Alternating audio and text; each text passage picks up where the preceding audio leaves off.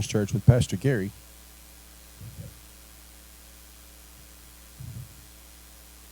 Gary was super excited. I think we had 31 kids Wednesday night at the camp meeting. And I think Josh had just about the same number of teenagers, and it was a good night. So, you ever just have one of those days? And you know what I'm talking about. Just one of those days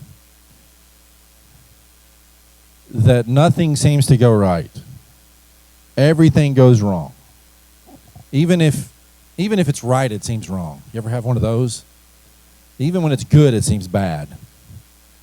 Those are not fun days. And it seems like sometimes they happen all too often, right?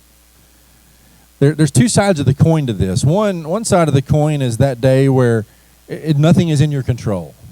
Everything happens and you just don't know what to do about it. It's just spinning out of control. Someone's done something to you. They've wronged you in some way. Someone said something hurtful to you. You ever been there? Mm-hmm. Maybe you have a miserable boss. Maybe you have a defiant child. Maybe you're just, don't talk about your boss.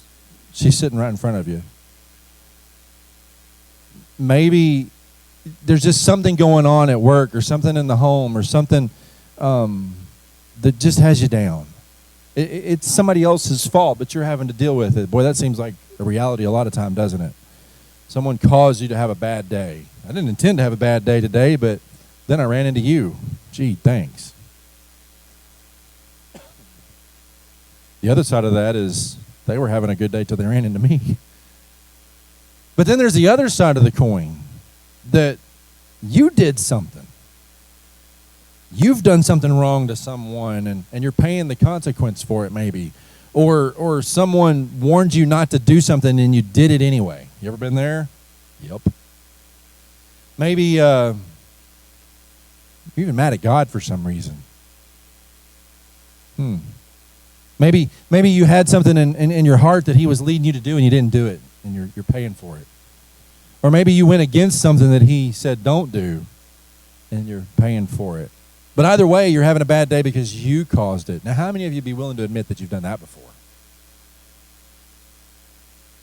How many of you would be willing to admit that you're awake this morning?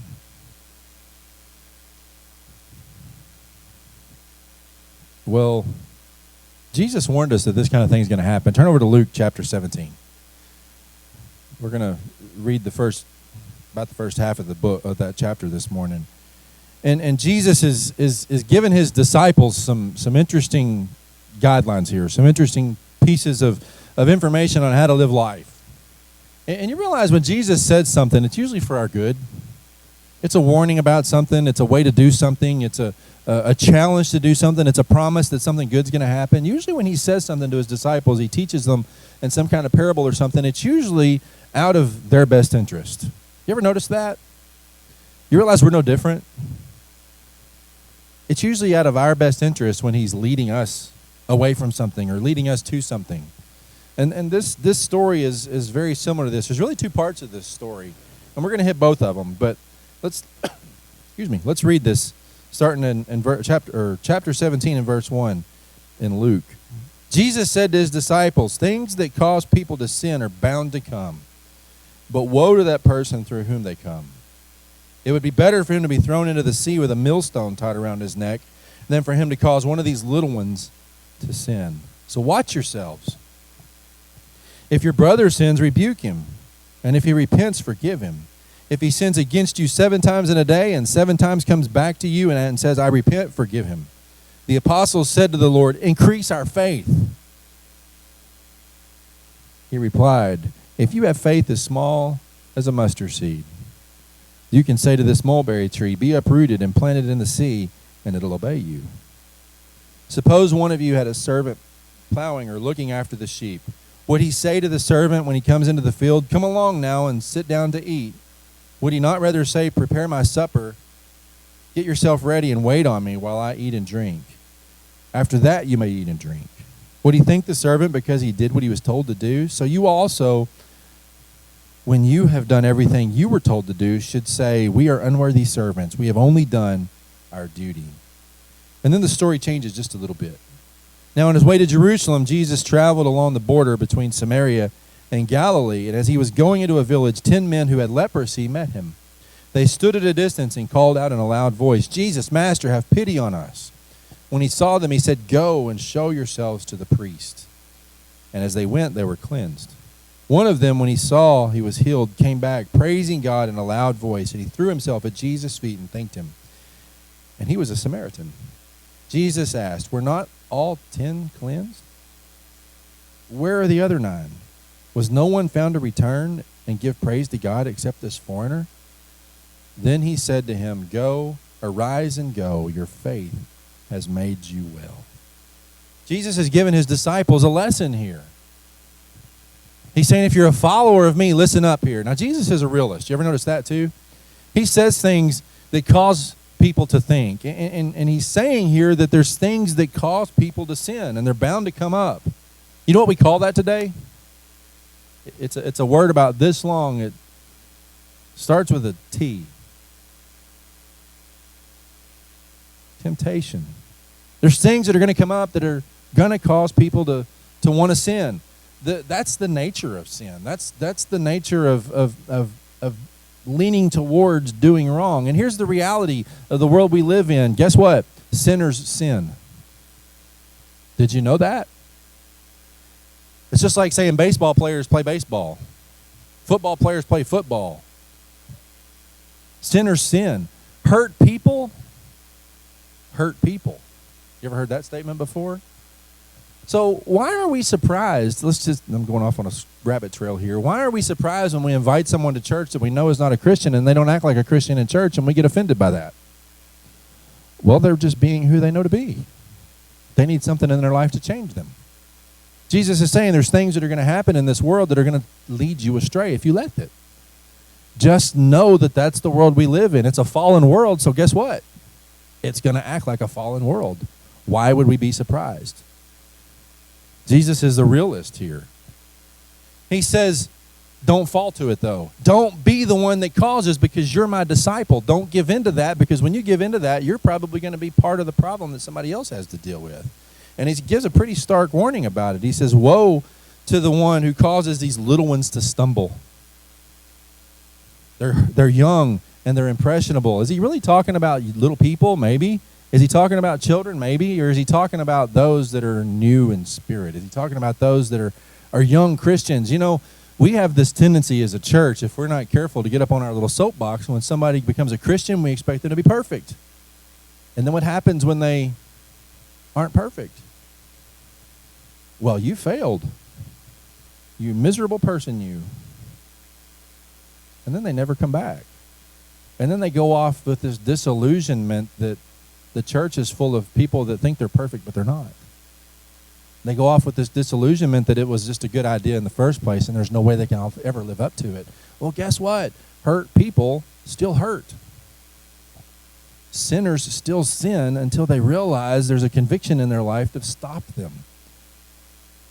But who are we to get in the way of that? Who are we to be the one to cause them to stumble? Jesus is saying, boy, that is a bad thing. In fact, he says, watch out. It would be better for you to be thrown into the lake with something around your neck that's going to cause you to drown and not cause that problem anymore. That's pretty bold. That's a pretty stark warning. So guess what, tongues? We should probably hold them sometimes. Guess what, ears? We should probably walk away from a conversation sometime, because you know that these two things are connected, right? And a lot of times what it goes in here comes right out here, and it's probably not the same. It's probably worse. And it creates this environment. I think we call that gossip. It stirs dissension. It drives discord and things. That's what Jesus is warning us not to do. But on the same token, he says, but if you hear one of your brothers, if you see one of your sisters, if you see another Christian, if you see one that you have a kindred spirit with doing something wrong, you need to bring their attention to it. But Pastor, we don't judge. Really?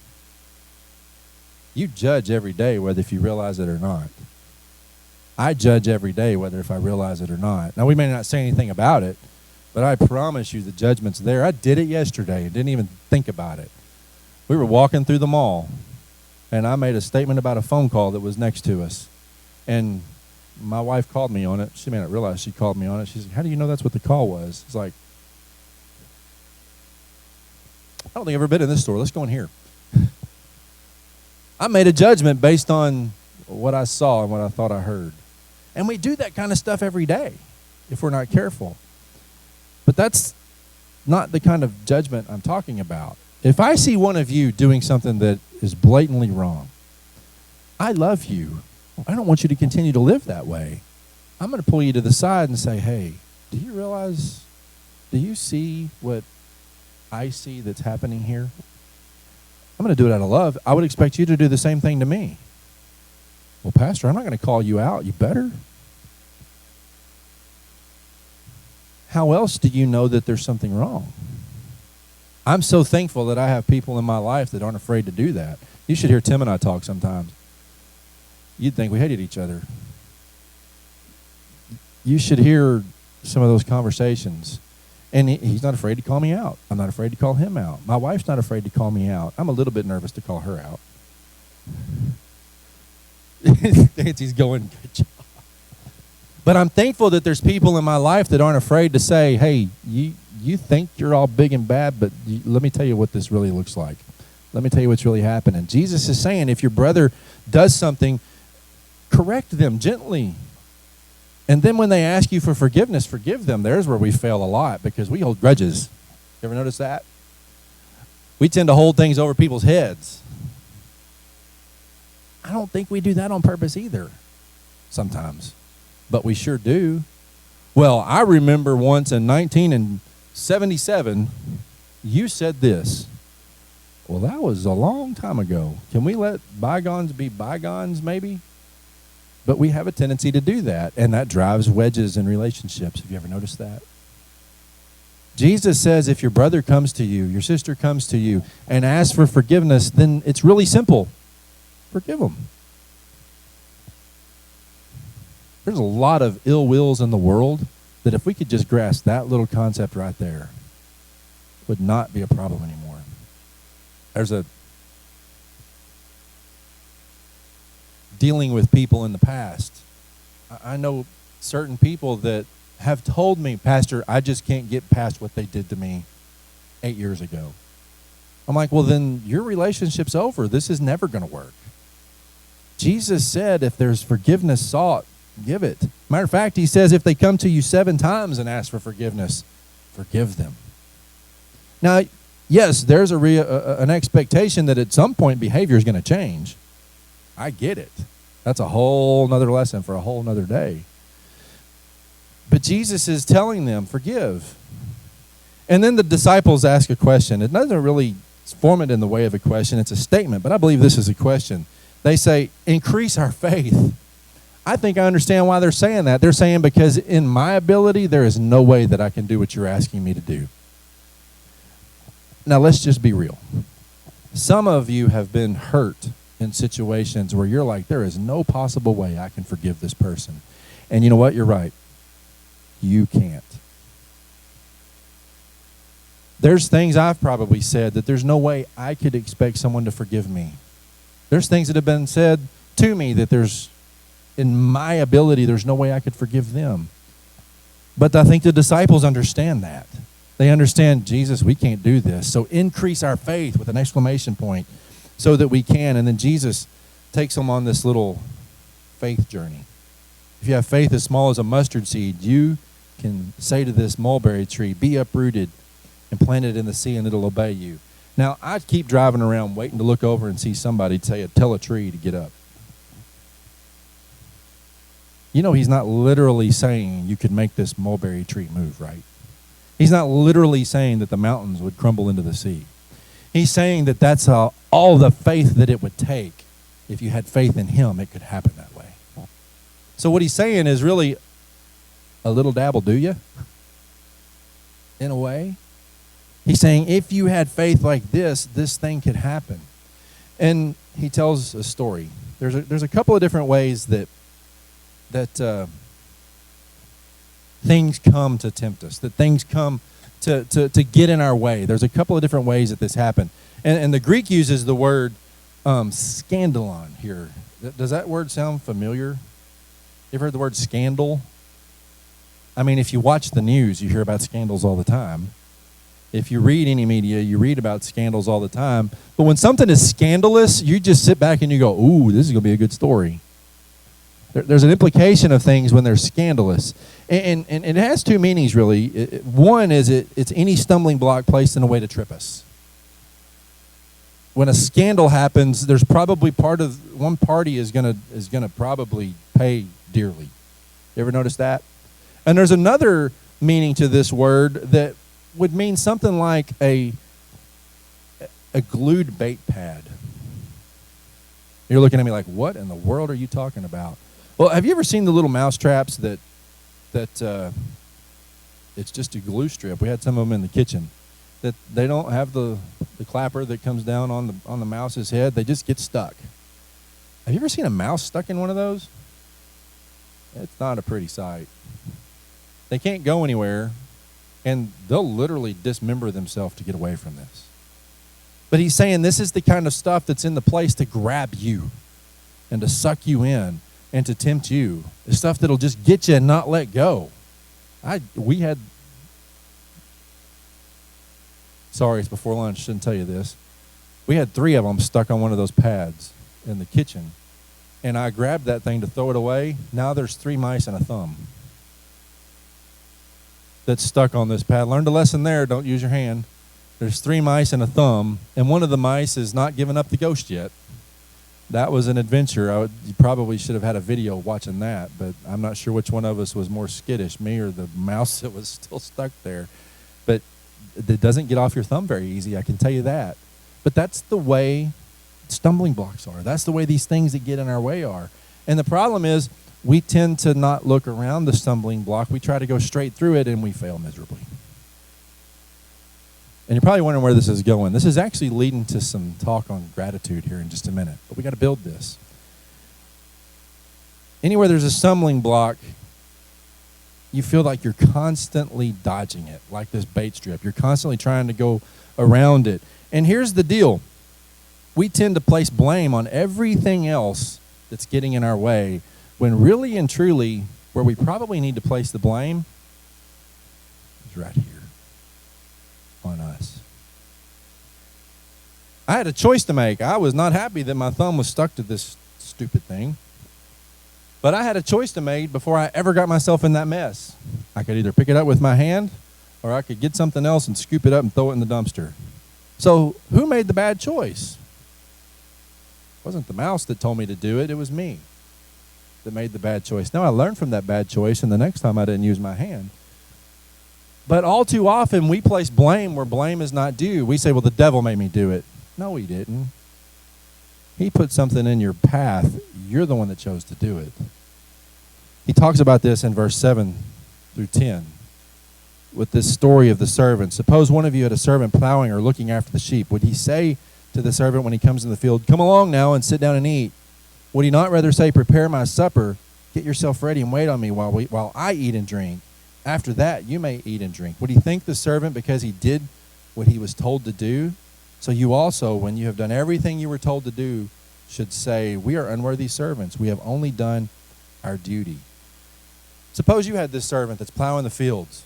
He's looking after sheep, and now he's cooking your meal. He shouldn't have to be thanked for doing his job. That's his job. He shouldn't have to be thanked for that. He shouldn't have to be thanked and rewarded for doing what he's supposed to do. He's doing his duty. Now, listen to this. Have you ever noticed that we live in a society that we can't just accept the reality that we should do what we should do? I mean, let's think about kids for a minute. How many of you got an allowance when you were a kid? I got a little one. It wasn't much, and it didn't last long. But as a parent, I look at allowances a little bit different. You're the kid, I'm the adult, you live here, I provide your means to live here. Why do I have to pay you to do what it is that I do for you anyway? Why do I have to pay you to do the dishes? Why do I have to pay you to mow the yard? Why do I have to pay you to fold the laundry? Why do I have to pay you to do what it is that you should be learning to do anyway? You see where I'm going with that? Jesus is saying the same thing. Think about an employee at work. They feel cheated when they're not rewarded for doing what they're supposed to do. I'm just going to say it the way it is, okay? We have a whole generation of young people that don't understand commitment, that don't understand. And it's not just, I'm not going to blame the kids because something had to put this in them.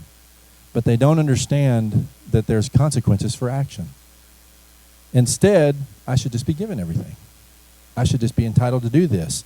Like, it's your job, let's just go this way for a minute. You're a data entry clerk, okay? It's your job to sit at the computer 5 days a week and enter data.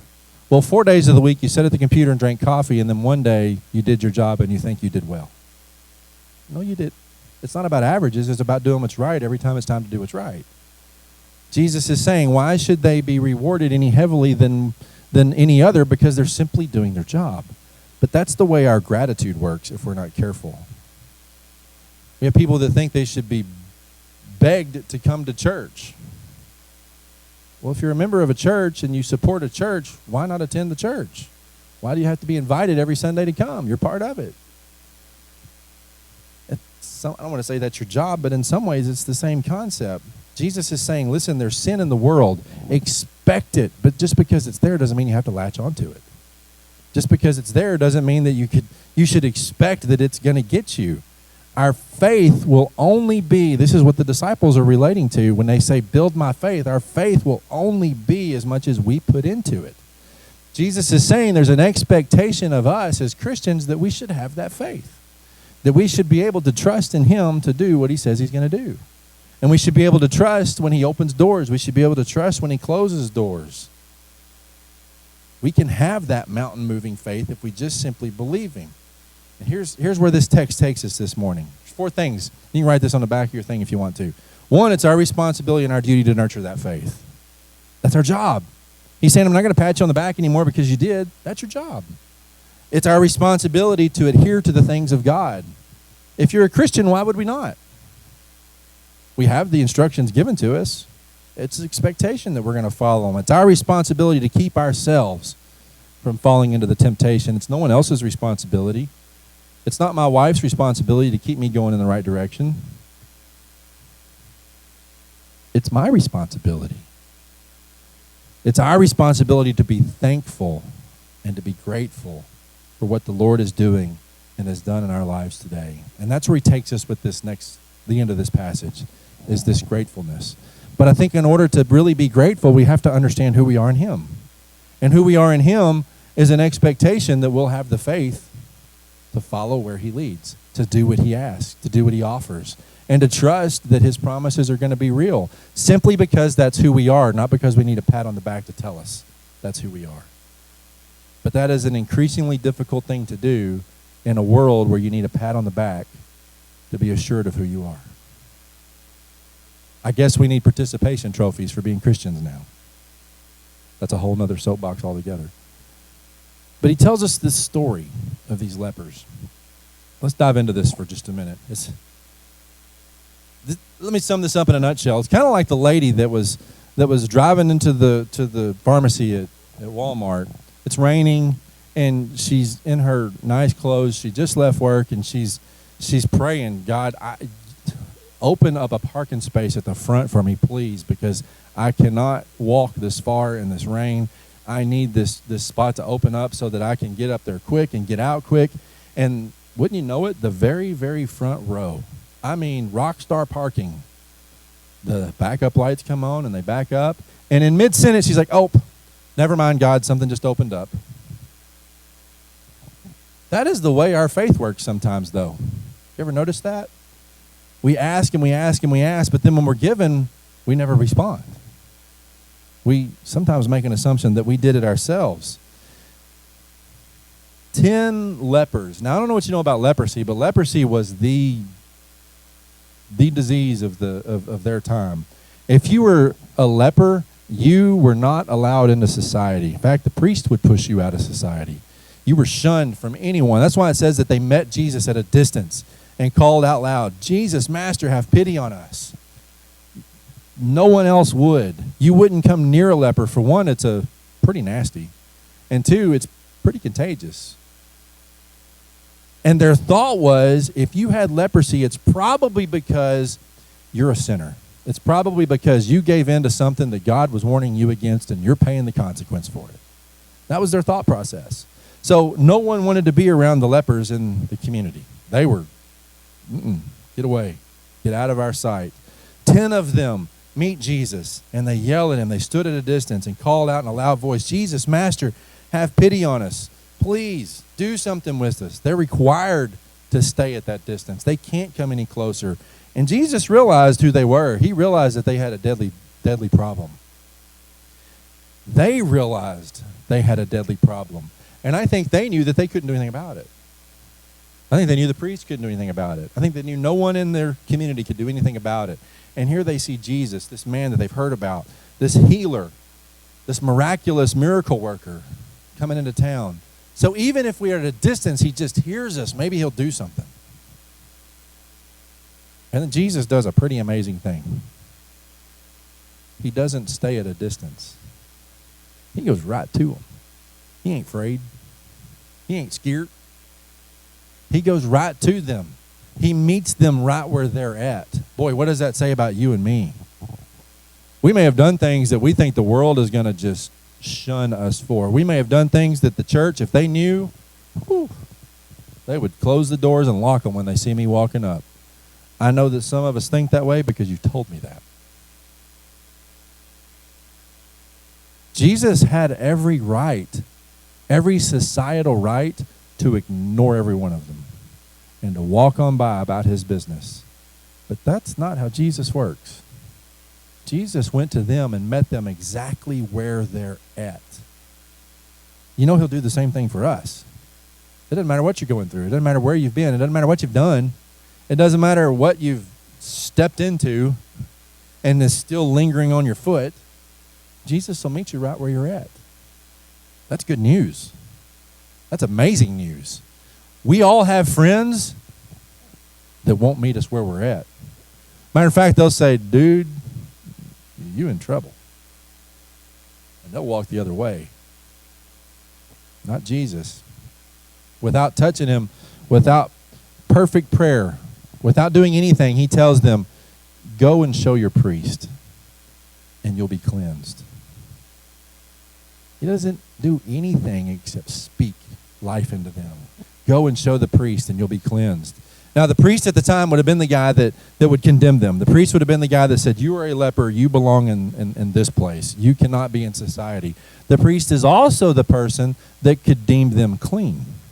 The priest is also the one that could get them back into society when he saw that they had been cleansed and the disease was gone, which didn't happen very often.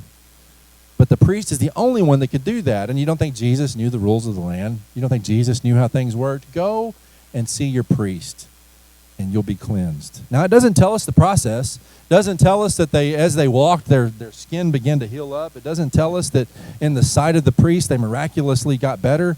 It doesn't tell us any of how that worked. It just says, go, and you'll be cleansed. Boy, how often does that happen in life? We don't know the next step. We just know Jesus says, go. We don't have the big picture. We just have the corner piece of the puzzle, and Jesus says, put that piece in place and go. I'll give you the next piece. We don't know the process. We just know that he's asked us out of faith to step out and do. The cool part is he'll meet us right where we're at to go with us, just as he did these guys. Now, he didn't physically walk with them, but he told them to go. He said, go. When he saw them, he said, go. Show yourself to the priest. And as they went, they were cleansed. This took a ton of faith. This is that mountain-moving faith. This is that throw the mulberry tree into the ocean faith that he's talking about. If you have just a little bit of faith. Now, when you're in a situation like they are where you have nothing to lose, why not have faith? You ever been in that situation where you felt like you had nothing to lose? Well, can I tell you, regardless of the situation, that situation may have eternal consequences. So maybe we do have everything to lose. Why not have faith? To step out and to do. It doesn't tell us they were instantly healed. It says go. And they were cleansed as they went. They realized they had a problem that only Jesus could fix, and they admitted it. They admitted they needed him. and they cried out to him. That's where so many of us fail, is we try to take care of it on our own. We try to hoard the goodness to ourselves. And I can fix this, I can fix this, I can fix this. Well, no. What maybe we need to do is get on our knees or just open up and say, I can't fix this. I need you. I need your help. In fact, I don't need your help. I need you to just take over because you're the only one that can do anything about this. That's where they were. They accepted by faith the words that he spoke to them, and they walked away. They went. God's power was not released until they stepped out on faith, if you read this in order. That's kind of a cool thought. It's like Joshua stepping into the water. The water didn't part until he put foot in it, and the priest followed. When they did, then the water moved. When these guys stepped out towards the priest, we know that the healing process began. They stepped out in faith and they experienced him. Now, faith, let me just give you the definition again. It's trusting and obeying God even if you don't have any supporting evidence to do it. Did you catch that? It's a believing and obeying God even if you don't have any supporting evidence for your decision. Even if the decision doesn't make a bit of sense. Jesus said, do, you step out and trust. They didn't say, Jesus, heal me first and then we'll go. They just went. They just obeyed. They just went. Wouldn't you love to have faith that simple that you just do? Well, you can have. You ever seen a mustard seed? It's pretty small. It's very small. He didn't say you have to have faith the size of a watermelon. He just said a mustard seed. Peter was scared to death to step out of the boat, but he did. He can't walk on the water until you step out onto the water. Think about that. You can't put your faith into action until you step out in faith. But then here's, I think, where we fail. And I think this is what Jesus is telling us in this story. Only one came back. A huge lesson here. 10 lepers got healed that day. 10. One comes back. 90% go about their own business. Only 10% come back and say thank you. Only 10% recognize and acknowledge what Jesus has done. Jesus said the one came back was a foreigner. Wasn't even a Jew like him. He was a Samaritan. Now, I don't know how much you know about the relationship between the Samaritan and the Jews, but it wasn't a very pretty one. But an interesting thing happens here. There's 10 of them, and all 10 of them were healed. When it comes time to meet you where you're at, it doesn't matter if you're a foreigner or not. Jesus said, I'll be there right where you're at. The Jews hated the Samaritans, but when there was crisis, the 10 came together. They bonded together. The barrier of Jew versus Samaritan was broken, and Jesus honored them. Sometimes I think we have to come to a place where we have to realize that barriers need to be broken in order for our faith to be carried out. And they may be a simple barrier. It may be a big barrier. Some barriers have been around for years, and they need to be torn down and broken through so that faith can be carried out. Some barriers are little bitty, and they're petty, and they're silly. And you can just kind of step over it, and it's done. But we don't take the opportunity to step over it. These guys had a deathly disease, and they bonded together because that's all they knew they could do. And their faith carried them through. Acknowledging what God has done and is doing rather than focusing on what is not happening or what we don't like about it is probably our stumbling block sometimes. The lady that was driving in the parking lot and the front row opened up, the very thing that she was just praying for opened up, and she says, oh, never mind, God, something just opened up. I wonder if the conversation would be different if she said, oh my goodness, I can't believe you answered that fast. Thank you for that answer. How about acknowledging it when you see it? How many of us take the time to do that? That's why I said, Ann, you just preached my message. I can't see, I can't drive, but thank God that I can come to church anyway. Sometimes life's just miserable, but you can still thank God through it.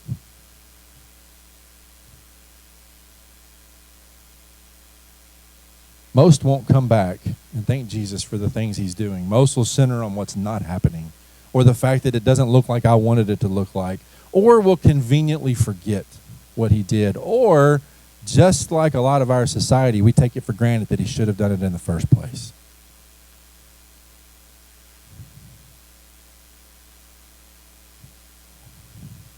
If there's one sin that prevails today, I believe it's the sin of ingratitude.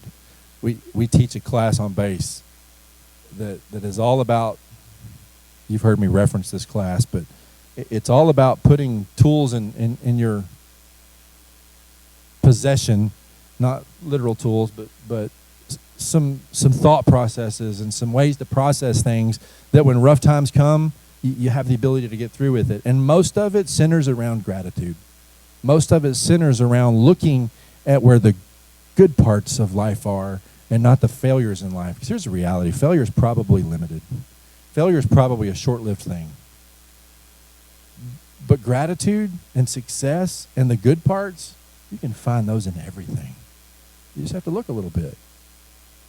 1 of the 10 came back and said thank you. I wonder what happened to the other 9. I wish we had an account of their story. I wish we could know what happened to them.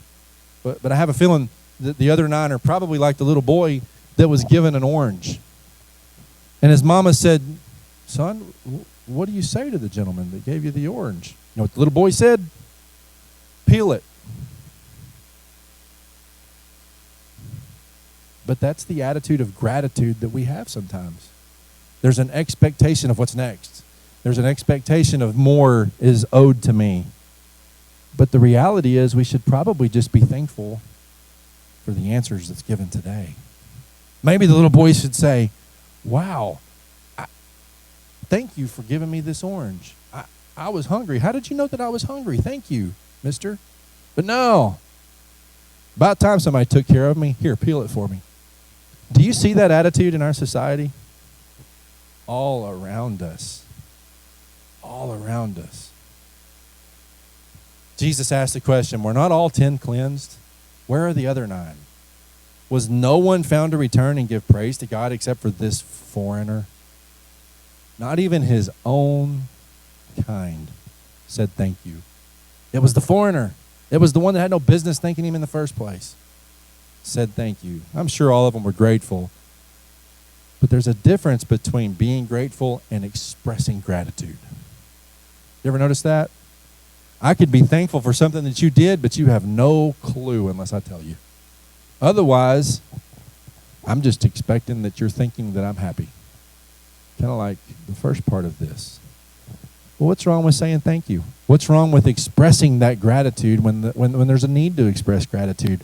What's wrong with expressing gratitude to God when a prayer is answered? When an opportunity is given? When you get the chance to see your faith carried out? I love this little story that kind of illustrates this. As a father, there was a father and a mother of a young man who was killed in the military, killed in a battle.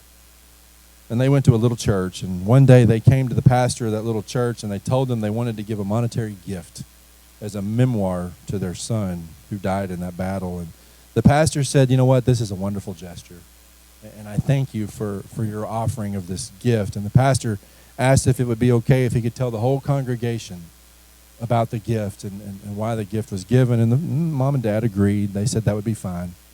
Well, on the way home from church, another couple who still had their son, another couple was driving home down the highway when the father looked at his wife and he said, "You know, why don't we give a gift on behalf of our son?" And mom thought, probably like a lot of us would think, well, that doesn't make any sense. Our son's still alive. He hasn't died in any battle. And I love Dad's answer. I know. That's exactly why we should give. There's a gratitude in realizing the blessings in life. 9 walked away, probably grateful, but not expressing the gratitude. Only 1 came back and said, "Thank you." Here's the reality this morning. We're one of those 2. We're either the 1 or we're one of the 9. But we find ourselves in this situation all the time. We find ourselves in this place where we could offer gratitude or we could just simply walk about our business. Which one are we? Which one do we do? And what are we causing when we choose to be one of the 9? And yes, it's a choice. You can choose to be grateful, or you can choose not to be grateful. You can choose to express gratitude, or you can choose not to express gratitude. But what does it cause when we don't? What does it cause when we do? Where does it lead when we are grateful, when we do say thank you to God for the things that he's done, when we are grateful to each other for the things that happen in our life? You know, sometimes there's a breakthrough when we just absolutely throw ourselves down at Jesus' feet and we thank him for what he's doing. There's another story of a woman that was at the hospital and got a bad report. And any one of us could put ourselves in her shoes, not necessarily in the hospital, but she got a bad report, and she was so mad at God that she went down to the hospital chapel to just tell God off. Have you ever been to the hospital chapel before? Most of them are little bitty tiny rooms. And they're multi, how do you say this? They're open to multiple religions. So you'll see artifacts, you'll see symbols, you'll see signs and scriptures and passages and different things for lots of different religious groups in this one room. And you've been in there. They're pretty ornate sometimes, and sometimes it's almost overwhelming at how much stuff is in one of these little chapels. Well, she walks in, and she's just going to go in there, and she's going to tell God off. What better place than to go to the chapel to tell God off, right? Because that's where he's going to be. That's the only place that he's at, right? So she was angry because she thought God had been fooling people by telling them that he was a God of love. Well, if you're a God of love, why am I dealing with this disease? There's a tough question. As she approached the front of the chapel, she tripped and fell flat on her face in front of the altar, or in front of the steps. And when she looked up at the steps, at the bottom of the front step of the walking up to the stage, were these words that said, "God, be merciful to me, a sinner." God speaks when we humble ourselves and we fall on our knees to him. Sometimes maybe that's where that breakthrough of gratefulness needs to happen. Sometimes maybe that's where the realization of what our faith is carrying us through needs to happen, is when we humble ourselves to get on our knees and ask him to show us. We humble ourselves and get on our knees and quit blaming him, but thank him for where we're at. We don't blame him for the fact that I got to have eye surgery or I'm dealing with this cruel disease. Instead of blaming him, I thank him that I'm here today. Amanda could have an absolute horrible attitude, blaming God for all of this, but instead she sits here with a smile on her face knowing that she's hurting. Suzanne could roll over and just be done with this, but instead she comes to church and testifies to a good 2-hour Saturday. Every single one of us has that testimony. Every single one of us has been one of these lepers. Every single one of us has been granted something by God because of our faith. What did we do with it? Were we grateful for it? Or did we just expect it and take it for granted? Well, let me tell you what happens when you begin to expect it and you begin to take it for granted. The blinders get tighter and tighter and tighter, and you stop seeing it. And then you start going through life miserable, and then you start blaming God because life is just horrible. Maybe we need to open the blinders just a little bit more. God, I was tired this morning, but man, I'm thankful to see a whole bunch of other people here this morning that are tired too, but we're here for you. And it's amazing what that begins to do in your life, and it's amazing what that begins to do to others that are in your life or are connected to you that you don't even know are connected to you. Remember, God, Jesus, will meet you right where you're at. You put yourself in place where others can see him through you, guess what? He'll meet them too. Kind of cool how it works. So my question to you this morning, and we're not going to hang around a long time. Are you going to be like the 9 or are you going to be like the 1? I heard somebody say the 1. Well, then here's my challenge. Go be the 1. I don't care what life does to get you down. I don't care what is put in front of you to be that stumbling block. It's going to happen. We live in a world full of stumbling blocks. Don't be surprised when it happens. Matter of fact, you could almost say expect that it's going to happen. It's going to happen. But how are you going to handle it? Are you going to blame everything for it? Are you going to blame God for it? Or are you going to dig it out inside and look for the faith of knowing that he'll be right there with you to get through it, and then thank him for carrying you? The answer may not be what you want the answer to be. The reality on the backside of it may not be the reality that you want, but that does not change the fact that you can still be grateful for what God is doing for you. You like the 10, or you like the 9, or you like the 1? That's my only question for you this morning. Stand with me.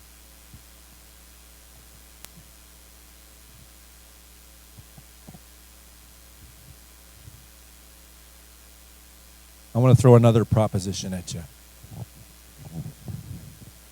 I would be willing to say that the reason the 1 came back is he's the one that truly knew him. The reason the 9 walked away is because they didn't know him in the first place. And they were his own. Do you know why people tend to blame? Do you know why people tend to not necessarily blame God, but tend to blame everything else and not look for the good that God is doing in their life and the things that he's giving you to get through? Question if they even know him in the first place. That's a tough question, but it's a question worthy of us asking ourselves. Are you one of the 9, or are you the 1? Father, I pray that we have a room full of 1s here today. Now, the reality is we've all been in situations where we've been one of the 9. And some of us may be in a situation today where we find ourselves relating to the 9. But I don't believe you've called us to be the 9.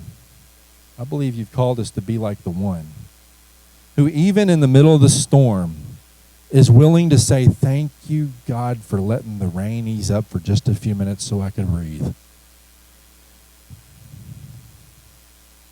Even in the middle of whatever life disaster we're dealing with, we have the ability to say, thank you for giving me the ability to take the next step forward to get through this mess. That's mustard seed faith. That's faith of not knowing where the next step is going to take us, but taking it anyway because you're there. We see in this, you're going to meet us right where we are. You're going to carry us. You're going to take us. If we have the willingness and the faith to step out and trust, you're going to honor that promise to reach down and answer. And I thank you for that. But Father, some of us in here are living as one of the 9. I just pray this morning that you would send your Spirit to just move in people to know that you're a God that wants to see us do well. You're a God that wants to see us live well in faith with you. You're a God that wants to see us prosper, not necessarily with money, not necessarily with goods, but prosper in life because we're full of you. And you're continually reaching down to pull us that way, and you'll meet us exactly where we are. I just pray that you'd give someone that encouragement this morning, that they would be willing to reach out and meet you there too. I want a room full of 1s, not a room full of 9s. That's my prayer today. That's my prayer for our church, that whatever it is that you're calling us to do, whatever it is that we're having to deal with in this world, whatever frustration, whatever setback there is, we can raise our heads to you and say thank you for what you're doing in us and through us and among us. We'll get through it, and we'll be better because of it. But thank you for pulling us through. That's my prayer for us today. Father, we thank you. We love you. In Jesus' name I pray. Amen. Amen.